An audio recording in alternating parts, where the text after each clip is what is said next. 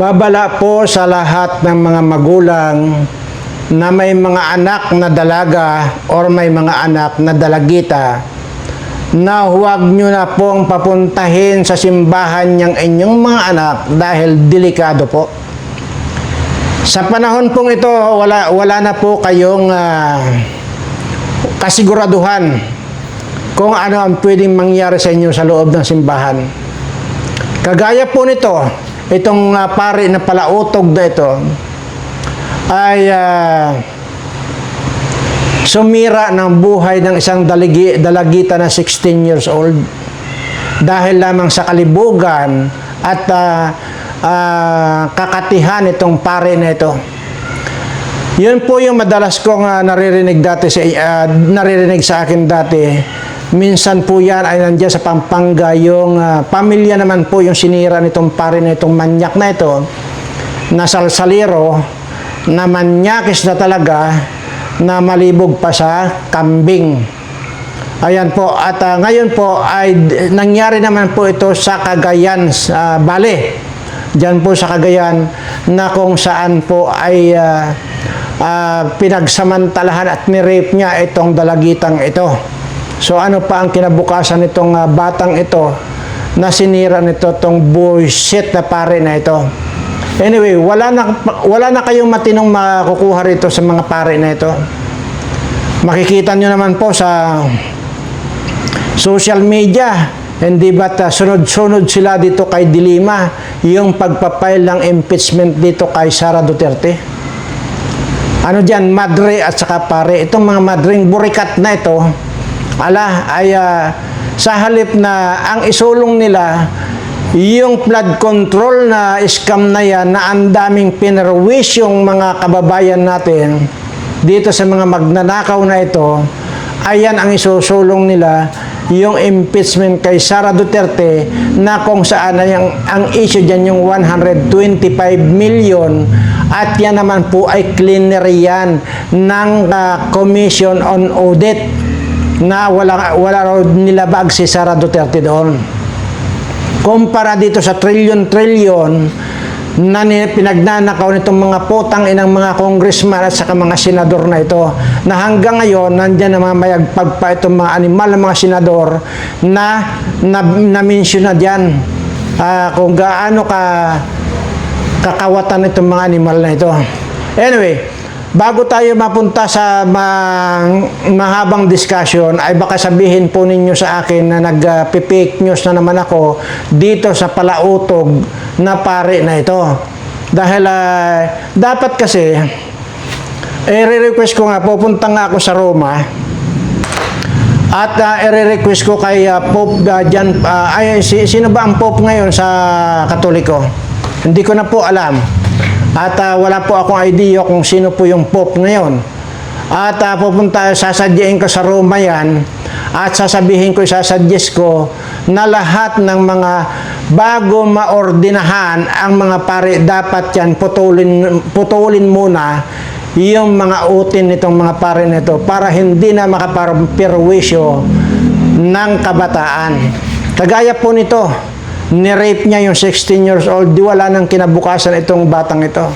Kaya yon ang i-recommenda ko doon sa Pope ngayon. Aalamin ko muna kung sino yung Pope at pupunta ako sa Roma at doon ko i-discuss yan na yun, hindi lamang po yung utin nitong mga pare na ito ang tanggalin, pati na rin yung mga bayag nitong mga ito.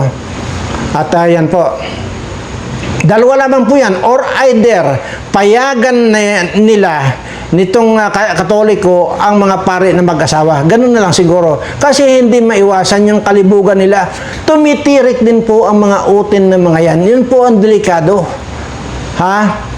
So ngayon ay para po makunan kayo, para panggigilan ninyo itong pare na ito, actually wala pong matinong pare. Ang matino lang po dyan yung taga Malolos, nakalimutan ko lang po yung may marami naman pong pare. Kaya lang, pero ngayon isa-suggest ko na putulin na ang utin nito bago maordinahan yung mga pare na yan. Ng mga, yan po, ito na. Sinunda. Arestado ang isang pari matapos niya umanong paulit-ulit na halayin ang isang dalagita sa Sula ng Cagayan. Ang biktima, dinala raw ng pari sa motel at minsan ding minolestya sa loob mismo ng kumbento. Nasa frontline ng balitang yan, si Jenny Dongon, exclusive. Grabe. Sa video ng NBI Cagayan Valley, makikita ang 16 na taong gulang na itago sa pangalang Ana na sumakay sa pick-up ng paring si Carol Reward Israel. Oh, yeah. Sinundan ng NBI ang sasakyan. At nang mapadpad sa liblib na palayan, pinara na ng mga otoridad ang pari.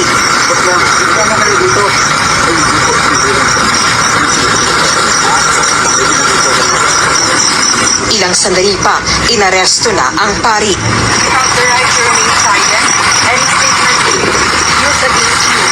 Ikinasang operasyon matapos isumbong ni Ana ang umaray pang mumolestya sa kanya ng pari sa pahintulot at paggabay ng kanyang mga magulang.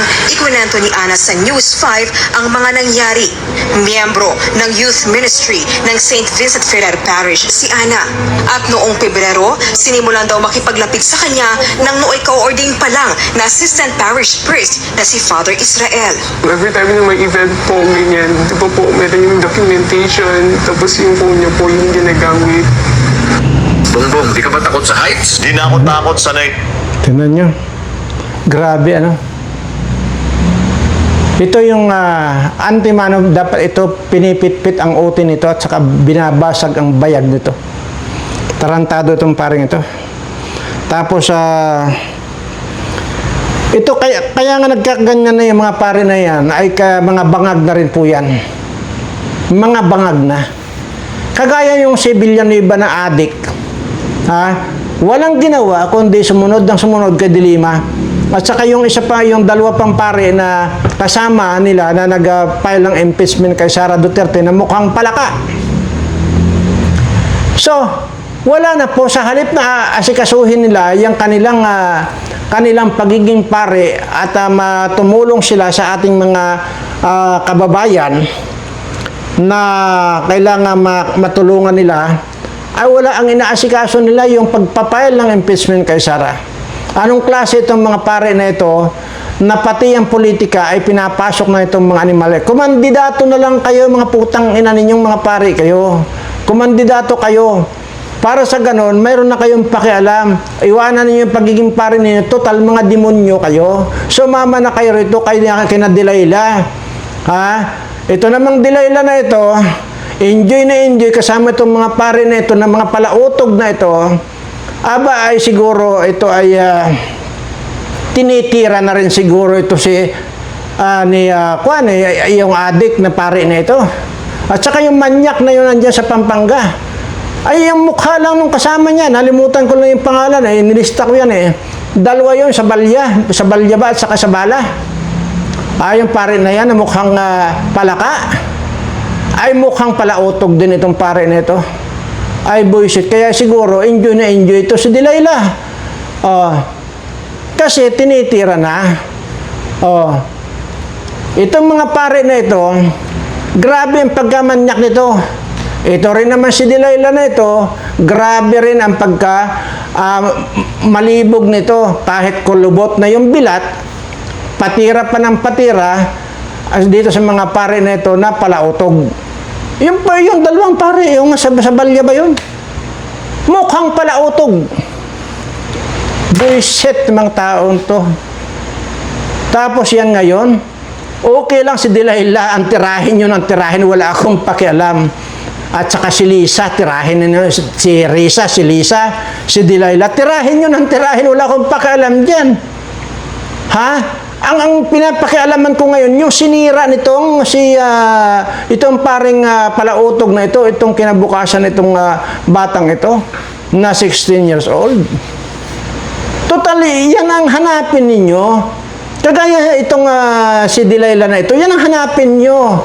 Si Lisa, itong si Risa na kahit na maputla na ang bilat niya, naglilibog pa. Yan, sige, tirahin nyo ng tirahin kahit na salaksakan nyo ng bilog yung mga bilat na mga yan, walang problema. Ang problema ko ngayon, yung sinira ninyong bata ang buhay. Ayan, at tingnan nyo ha, itong kalokohan ito ba nga ito.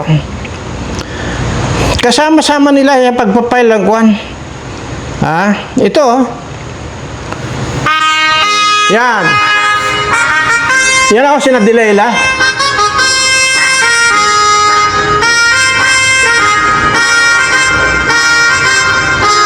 O yan yung mga pare ng mga mukhang mga kuulupong.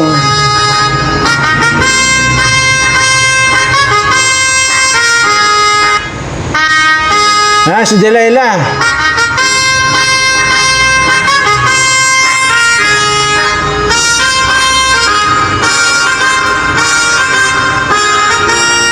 Ayan po. Mga tarantado itong mga pare na ito. Ito rin mga madre nito, mga burikat na ito, pasama-sama dyan. Ito rin yung mga, ano yung sinasabi dati ni, totoo lahat yung mga sinasabi ni President Duterte, na yan ang kinukonsumo ng mga pare itong mga madring ito. Madinin mo. Di ko maintindihan. Bakit hindi na lang kayo sumama sa kwan? Magkumandidato na rin kayo. Iwanan nyo yung pagiging pare ninyo. Dahil hindi nyo kaya, o at least. Kasi naiinggit itong mga pare na ito doon sa mga, lalo na doon sa mga congressman na mga lima-lima ang kabit niyan. Itong mga senador na hindi makontento sa isa rin. Mababa rin ang 5 na mga kabit ng mga senador na yan. Naiinggit siguro itong para nito. Kaya walang ginawa, kundi magpalautog. O at least siguro kung nainggit ito, magkumandidato ko na kayong congressman sa senador. O at least, makatikim kayo, matitikman nyo lagi yung bilat ni Lisa, bilat ni Risa na maputla, at bilat nitong si Delilah. O yan. Kasi susuot pa kayo ng sutana ng mga hayop kayo. Tapos ituturo ninyo yung salita ng Diyos na mga baboy kayo. Ay walang sinabi ang Panginoon natin, ang salita ng Diyos na i-rape mo yung 16 years old. Walang sinasabing ganun. Ito ngayon, either pupunta ako personal sa Roma at makikipag-usap sa Pope doon kung sino man yung Pope, or either gagawa ako ng sulat na bago ordinahan kayong mga pare, dapat putulin muna yung mga utin ninyo at basagin muna yung mga itlog ninyo. Yan ang i-recommenda ko. Mga buwakanan yung mga palautog kayong mga pare kayo, na mga hayop kayo, na mga demonyo na rin kayo. Anyway, kalimutan na po natin yan. At ano ba yung pag-uusapan pa natin? Siguro na-discuss ko naman po yan. Lahat na, merong isa pala na nagtanong na kung papaano raw ang sekreto noong puhunan daw niya sa sari-sari store, inutang sa Bombay. Inutang sa Bombay at araw-araw naniningil, mayroon din daw naniningil ng lingguhan. So, ano raw ang gagawin niya? Ano raw may i-advise ko? Napakasimple lang po, madam. Kung yung pong inyong sari-sari store ay inutang nyo lang sa Bombay, mas nakabubuti pong huwag na lang kayo mag-sari-sari store. Huwag na po kayong magnegosyo pagka inutang nyo sa Bombay. Kasi ikaw rin naman po yung nagsabi na maliban doon sa linggo-linggo na may naniningil, may iba pa yung araw-araw na naniningil. So ano pa na magpakahirap ka na ang napupunta lang yung pinaghirapan mo doon sa Bombay. So palagay ko, may advice ko na lang sa iyo, huwag na lang muna, itigil mo na muna yan, huwag ka na muna mangutang dyan sa mga Bombay na yan, at talagang huwag mong gagawin na magninegosyo ka, lang maglalagay ka ng sari-sari store na inutang mo. Huwag na po. Yun po, totally po, iwanan nyo po yan. Maling-mali po yung ganong style. At marami pong kwan dyan. Halimbawa na lang po natin, wala po ba kayong kamag-anak na or kakilala o kaibigan na yung bang pwedeng magpaluwag muna sa inyo na yung hindi po kayo mapipressure doon sa tubo. Ay, lalo na po dyan sa Bombay, ang laki po ng tubo, 5'6" po yan eh. So, wala rin po. So, nagsari-sari store kayo, ubos yung puhunan ninyo, may utang pa kayo sa Bombay. Yan po ang totoo, kaya huwag na lang. So, ang siguro may sasuggest ko, kung desidido talaga kayong ganon, ay siguro, kung meron po kayong mai-dispose na kung ano dyan nagamit or halimbawa, yung kung ano man, basta or either makaisanla ninyo sa kamag-anak nyo, huwag nyo pong isasanla sa ibang tao or sa kung ano man yung dapat nyo isanla, kung lupa man yan o ano, huwag na po sa ibang tao, sa kamag-anak lang din po ninyo isanla. At least yung kamag-anak nyo hindi kayo mapupirsa na magbayad ba agad-agad, ano? Yan po masasuggest ko, pero sa totoo lang po naawa po talaga ako nung marinig ko yung ganong nagpapatulong na kung ano raw ang dapat niyang gawin doon at meron nga daw araw-araw na naningil, meron din daw pong lingguhan. So wala pong mangyayari. Sa halip sana na nailaan mo yung oras mo sa ibang bagay na para makahanap ka ng pira para sa pangangailangan mo, ay hindi na lang kasi magbabantay ka ng tindahan na wala rin pong mangyayari. Hanggang sa maubos lang yung inyong puhunan, may utang pa kayong binabayaran sa Bombay. So, wag na po. So, ngayon kung halimbawa naman may kamag-anak ay magpautang, ay halimbawa kung siguro pinakamalaki na po 5,000 yan eh. Kung may magpautang man po sa inyo, siguro malaki na yung 5,000. Ano po? So ngayon, basta ang mahalaga po dito ay hindi ninyo inutang sa Bombay. Ipag-pray ninyo na may mga pautang sa inyong kamag-anak na 5,000. At huwag nyo na pong isipin yung sari-sari store. Alam niyo po ba kung anong gawin ninyo? Mas maganda po yung panalang fishbowl at saka kikiam na yan. At saka samahan nyo na rin ng balot sa gabi. Mas maganda pa po yan kisa doon sa sari-sari store. Una, nakikinikinita ko na po, kung ikaw ay may pamilya, at lalo na kung may nag-aaral ka ng mga maliliit na bata, sigurado ako, yung sa sinasabi mo lang diyan kinukuha yung baon ng bata, diyan kinukuha yung, kung lahat na diyan kinukuha, so wala po. So mas maganda na mag-ihaw-ihaw ka na sa tapat ng bahay mo. Yun na lang, kikiam, or either ulo ng manok, or balon-balunan, atay na ganyan. Yan naman lang po siguro. Ang may isasuggest ko, mas maganda pa po yan kisa sari-sari store. Lalo na kung inutang nyo sa Mumbai. Ayan po, sana po ay nakapagbigay naman ako ng kaunting aral sa inyo at ito naman pong akin ay nasa inyo ko kung susundin ninyo o hindi. Pero para sa akin ay definitely hindi ko po papayagan na mangutang kayo sa Bombay tapos ilalaan nyo dyan sa sari-sari store nyo. Huwag na po. At lalo lang po kayong malulubog. So, ganun naman po. At napakarami pong napakarami pong diskarte ang pwedeng gawin. Kung lalo na kung maliit lang puhunan nyo, yan. Nabibili lang po, actually, malaki ang tubo rin dyan sa mga kikiam na yan, mga fishbowl na yan, at saka mga ihaw-ihaw. Yung pong ihaw-ihaw dyan lang po sa tapat ng bahay nyo, lalo na kung matao po dyan sa tapat ng bahay nyo.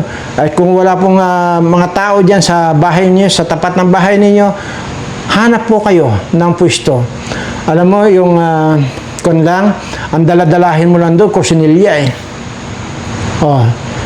bumili ka rin halimbawa ng ditulak na kariton na yan. Tapos araw-araw pumisto ka doon sa maraming tao. Doon ka mag-ihaw-ihaw. Di ba? Ihawan lang naman sa uling ang dalabo dyan. Saka kariton. O kung gusto mo naman na conveniente ka naman at medyo malayo, ay bisikleta ang gawin mo. Ganun lang po. Napakarami pong diskarte para mabuhay. Napakarami pong diskarte para umunlad sa buhay.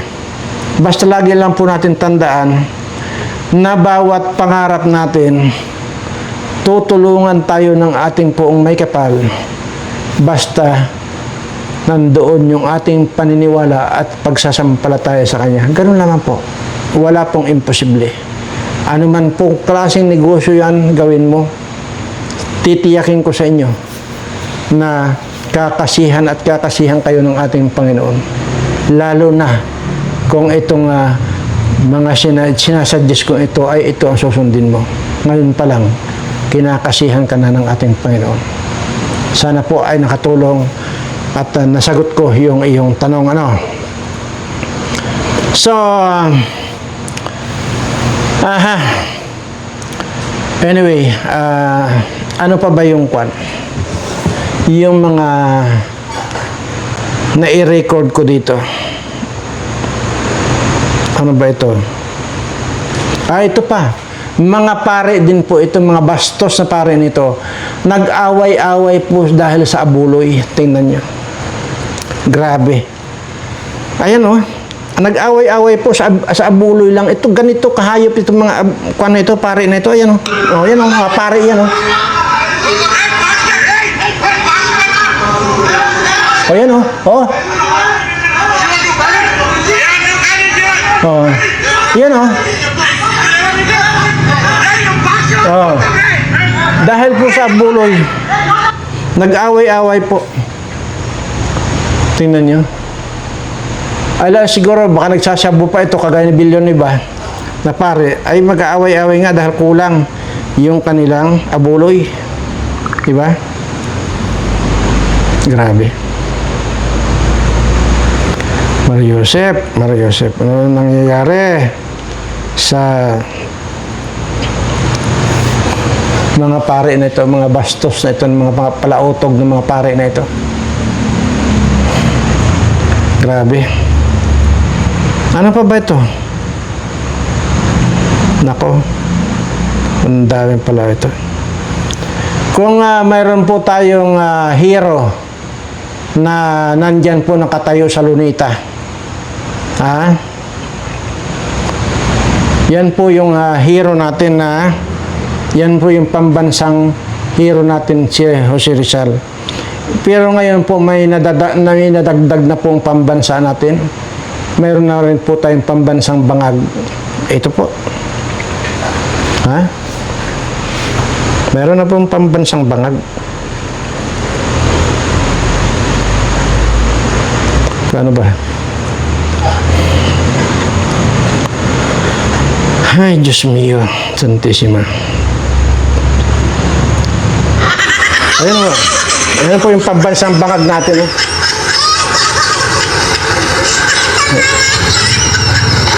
Yan. Pansinin niyo po yung nakasulat din sa baba. Ayan o. Pambansang bangag. Ayan. O yan. Yan siya.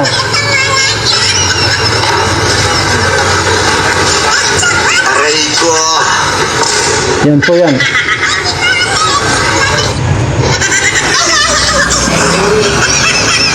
Kaya nadagdagan na po yung pambansang hero natin.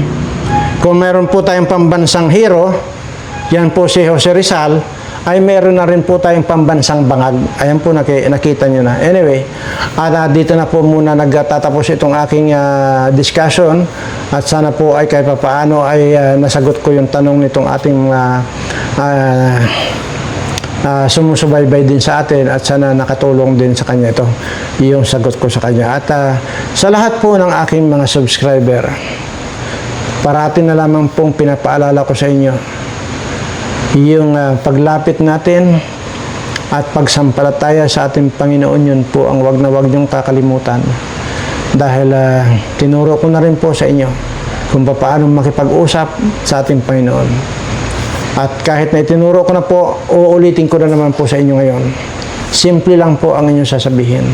Lord, ipinapaubaya ko na po ang aking buong buhay sa iyo. Ikaw na po ang bahalang gumawa ng programa para sa akin. Yun lamang po. So, hanggang dito lamang po at sa inyo po, ng mga subscriber ko, mahal na mahal ko po kayong lahat.